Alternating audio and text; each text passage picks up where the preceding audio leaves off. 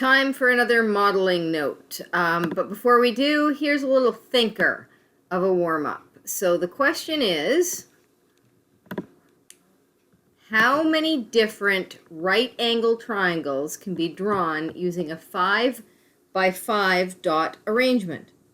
So what I mean by that is that we've got 1, 2, 3, 4, 5 dots that way, and 1, 2, 3, 4, 5 dots that way. And we want to see how many different right angle triangles can be drawn using this. So I'm going to start you off with a couple, and then I'm going to pause, and hopefully you will pause the video and then think about how many you can draw. So the first one that I see is this one. But I also know that I could have triangles going in this direction that are also right angled. And then don't forget that you can draw bigger ones as long as you're going to make a right angle triangle in a corner. So I'm going to leave it there and pause in the hopes that you will pause and try to count up the number of different right angle triangles that you can draw using a 5 by 5 dot arrangement. So the thing about this 5 by 5 dot arrangement is, even if you've been struggling to find a whole lot of different right angle triangles, including maybe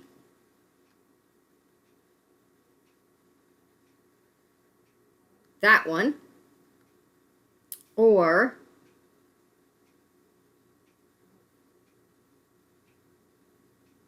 that one,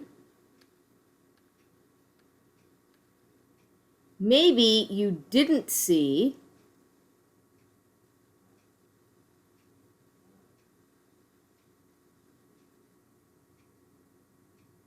let's see if I can make it.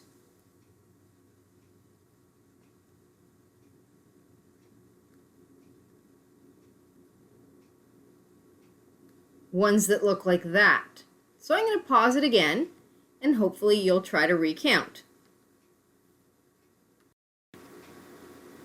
So the problem with this question is that I know the answer, and I know that you could be sitting there all day trying to count up how many different right angle triangles can be drawn using a 5 by 5 dot arrangement. And the actual answer is, drum roll,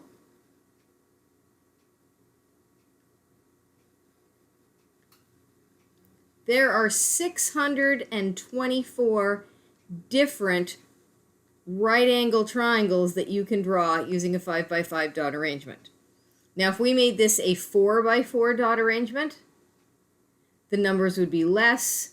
If we made this a 6 by 6 dot arrangement, you'd have way more than 624. So I'm going to pause again in case you want to try to find all 624. And then we'll come back with the modeling that we have to do for this note. Okay, I admit that last question was a bit mean, so maybe we should get back to some normal math, and that is modeling. So things that happen in real life, that's what modeling means, and linear relations means that these are things that happen in real life that when you could draw a graph of them would end up as a straight line. So we're modeling linear relations again, and this one is to compare. So it says Jared wants to rent a canoe for a day trip. He gathers this information from 2 places and decides to make a table of values and graph each of these relationships. So he's actually researched 2 places. One is Big Pine Outfitters, which charges a base fee of $40, and then they charge an extra $10 per hour that you use the canoe, or that Jared uses the canoe.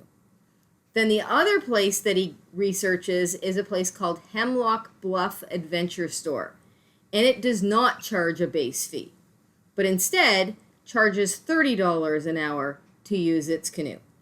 So what we're going to do is we're going to work on each of these one by one. So I'm going to do the Big Pine cost in red and the Hemlock Bluff cost in blue, and we'll see how much it costs for each of these time periods, because Jared isn't quite sure whether or not he wants to go for a short period of time or a long period of time.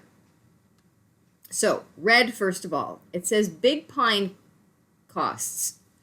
So for 0 hours, Big Pine Outfitters charges a base fee of $40. So basically, he's got to rent the canoe for $40.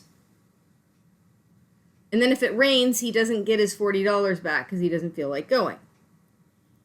If he decides to rent it for 1 hour, he's still going to get charged the $40, but it's going to be $10 per hour that he uses it. So that means it's going to cost him $50. If he decides to rent it for 2 hours, it means that he'll have two $10 fees, in which case it's going to cost him $60 because $40, the base fee, plus the $10 for the first hour, plus the $10 for the second hour is $60. I'm going to move these over so they're all in the same spot and my work's over here. I hope you pick up a pattern, but if you don't, him renting it for 3 hours means that he's got to pay the kind of deposit on it, then $10 for the first hour, $10 for the second hour, $10 for the third hour, which is $40, $50, $60, $70. And then if he decides to rent it for 4 hours, it's going to be the $40 base fee. And I don't want to stretch out a whole bunch of tens. So what you can do instead is you can say, well, it's $10, but it's times 4. So that's $40 plus the initial $40. So it's $80. And I don't need to put dollar signs all along here because there's a dollar sign at the top. So when we go to graph this, which I will graph in red, we'll have to graph 0 hours with $40, 1 hour with $50, 2 hours with $60, 3 hours with $70, and 4 hours with $80 for Big Pine. Now, he did his research, so he found another place that he could rent the canoe at. And this one charges no base fee at all, but instead charges him $30 per hour to use the canoe. So I'm going to dig out my purple as planned, and that means that it's going to cost him $0 if he changes his mind and doesn't go canoeing. So they don't have a deposit. They don't have a base fee like the first place. Now, if he goes for 1 hour, it's going to cost him $30 for the hour. So I'm going to put 30 over here, just like I did with these numbers. This is my work. This is my numbers. If he rents it for 2 hours, it's 30 for the first hour, 30 for the second hour, and that's 60. If he rents it for 3 hours, it's 30 for the first hour, 30 for the second hour, 30 for the third hour, and that's $90. And then finally, do we actually want to do 30 plus 30 plus 30 plus a fourth 30? Or do we want to take 30 and multiply it by 4 hours and get 120 to shorten up our work? And you don't really need to show this. What you do need to show is these. Now, it's handy to show this in case it helps you pick up the pattern. So there's the table of values. How did I know that he needs to graph it? It says graph each of these relationships. So let's graph this. Now the problem with this grid is nobody bothered to put any numbers on it except the 0 in the corner. But I know for a fact that this is the independent variable, so I can dig out my black pen and I can put time in hours along the bottom.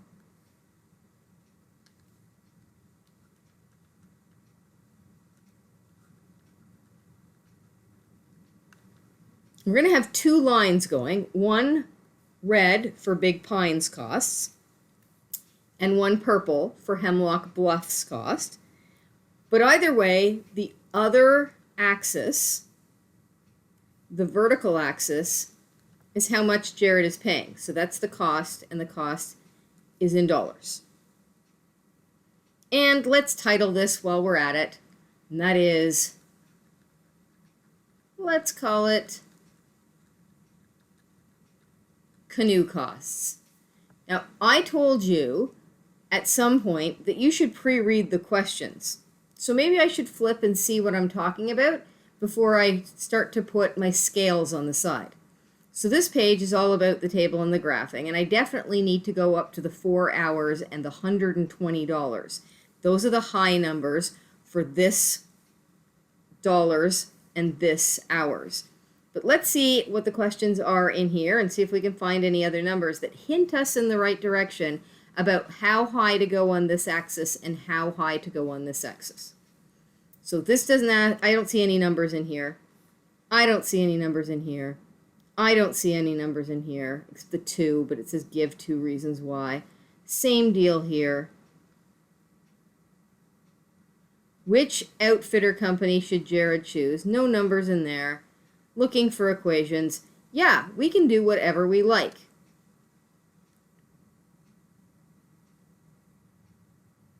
So, 0, 1, 2, 3, 4. 0, 1, 2, 3, 4 will definitely fit. How about if I do 1, 2, yep, this will fit too. So I don't have to get all smushy. And I can do that. Now I have to figure out how to go up the sides while I also get to 120. So let's see. 5, 10, 15, 20, 25, 30, 35, 40, 45, 50, not good enough. 10, 20, 30, 40, 50, 60, 70, 80, 90, 100, not good enough. 20, 40, 60, 80, 100, 100, that'll work.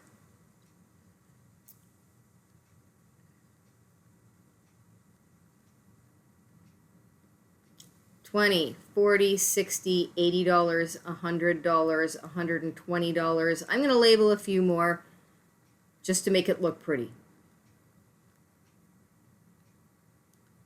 Well, let's label all of them. All right, now I'm going to put this on big screen-ish. Not good enough. Better, I can see everything. So I'm going to dig out my red pen again. So notice I've got the scale, 2 boxes is 1, 2 boxes another one, 2 boxes in another one. Every 1 box here is $20, so we're all good. So the first one I'm going to do in red is 0 lined up with 40. Then I'm going to do 1 lined up with 50.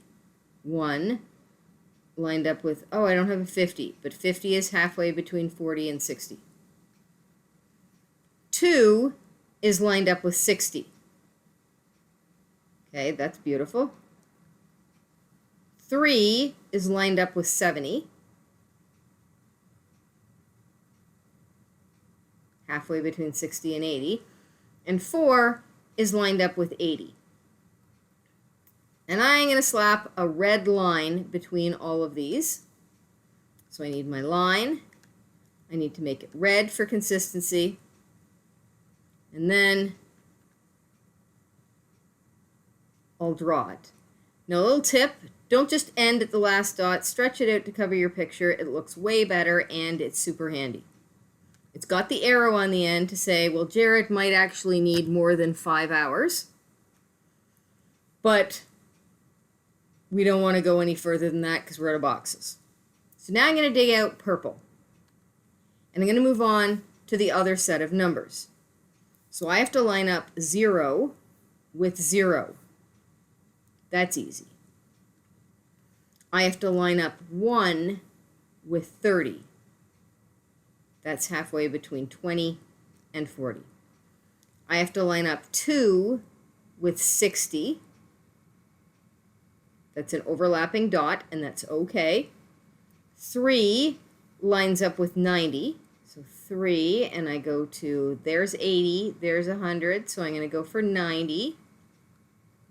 And then finally 4 with 120. There. And these things also make a straight line. Start there, keep going, and again, go across your grid. Put the arrow on the end to say this could go on forever and ever and ever. And I'm going to make that purple so you know the difference. Now what you really should do when you have two lines on a graph is you really should label them. So this was Big Pine, and this one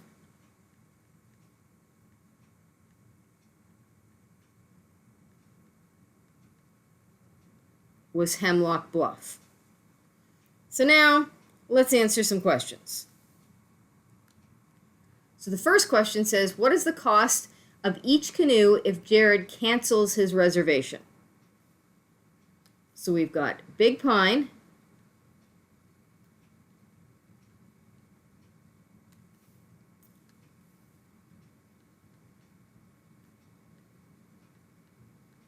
and we've got Hemlock Bluff,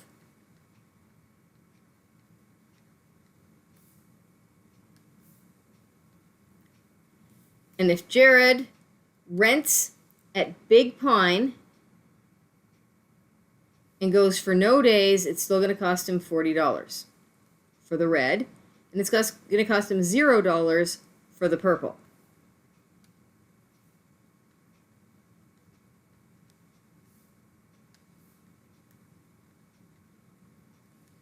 Now, the next one's got some stars, so let's see why. It says, compare the constant of variations for Big Pine and for Hemlock Bluff. What does the constant of variation represent for each company? Mr. Chalice and I will never ask you for constant of variation except for on this one spot, but it is rate of change. So let's see if we can come up with a rate of change for Big Pine and a rate of change for Hemlock Bluff, and also answer the question, what does it represent? So if I go over here and I look at the words, which we've done before, for Big Pine it says it charges a base fee of $40 and $10 per hour. There is your constant of variation, or for us it's our rate of change. And it tells you right there what it means. It tells you that it's going to cost $10 per hour to rent this canoe. Now let's check the other one. Hemlock Bluff does not charge a base fee, but charges $30 per hour. That's a rate. And it tells you again what it means. It means that Hemlock Bluff is charging Jared $30 per hour. So, the next question is, which company illustrates a direct variation? So, one of these is a direct variation, one of these is not. And you need this information, all of this, both the chart and the graph, to find out why. So if you take a look at this, direct variation happens when you go through the corner. So I can dig out my purple pen and I can say that Hemlock Bluff is the one that is direct variation.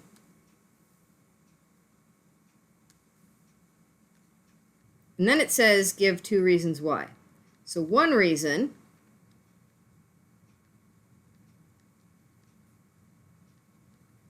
is because the graph goes through the corner, and the corner is 0, 0. The second reason is the definition of direct variation. And the definition of direct variation is that you don't have any other number other than 0 for your starting point. So our starting point here is 0. It does not charge a base fee.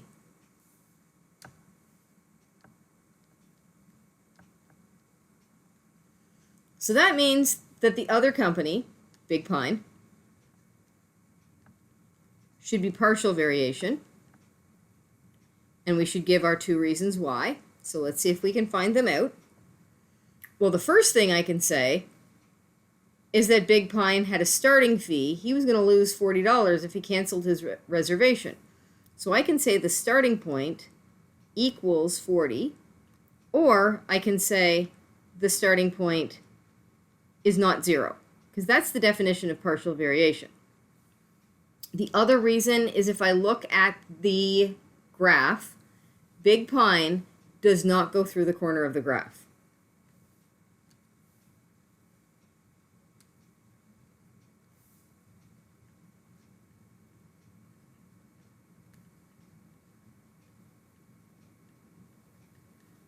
Does not go through 0, 0. And then the question is, which outfitter company should Jared choose? Justify your reasoning. So let's check this out.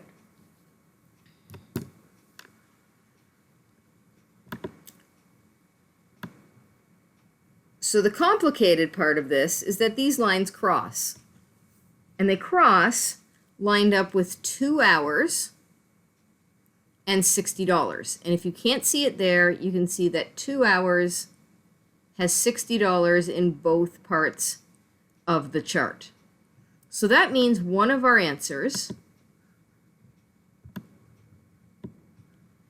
is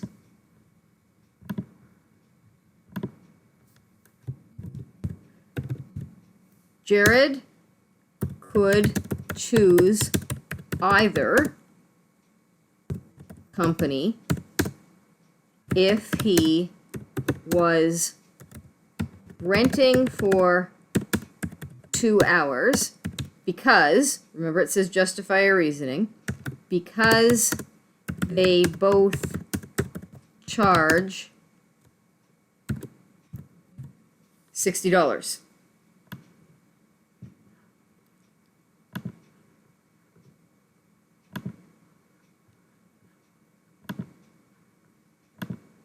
Make that a little bit bigger. Now, that doesn't help us before 2 hours or after 2 hours, because maybe he doesn't want to rent for exactly 2 hours. Maybe he wants to rent for just a little bit of time, so under 2 hours. So we have to go back to our picture, and we have to find before the dot. And before the dot, the lower line is the purple one, and the purple one is Hemlock Bluff. So if he rents for less than 2 hours, he should go with Hemlock Bluff because it's the least amount of money. So I'm going to write that down.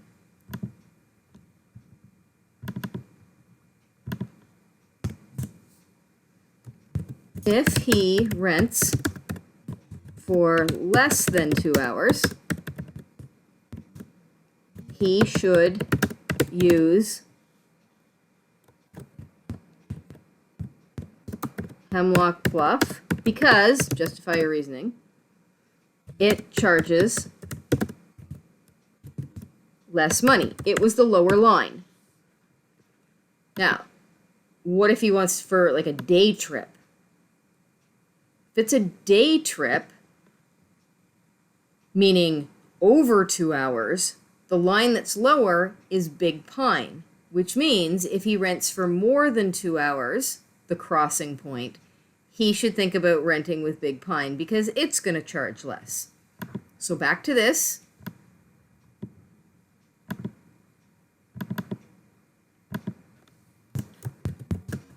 If Jared rents for more than 2 hours, he should use Big Pine because it charges the least money. So that's what he should do And you often, especially when your lines cross, you always have three answers. You have a place where they will be exactly the same, which will be different for every question. You will have a place before that where one of them is the lower line, and a place after that where the other one is the lower line. So you have to make three statements. Now there's one other thing to do with this question, and it is to write an equation. Let's see if I can fix this up a little bit. Give me a sec.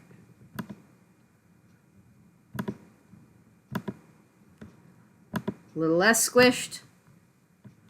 It says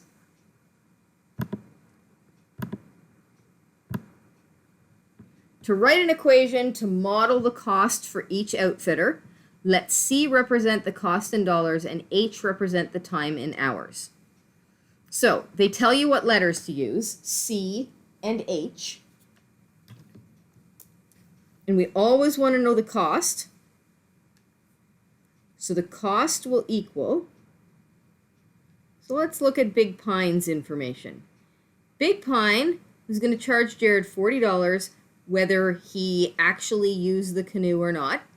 So that means our starting point is $40. And then we're going to add on a certain amount for every hour. And that add-on was $10 per hour. That was the rate of change. And it depended on how many hours he was renting for. Remember that you can swing that around as long as your 10 keeps the H and your 40 does not. So you have two answers for that.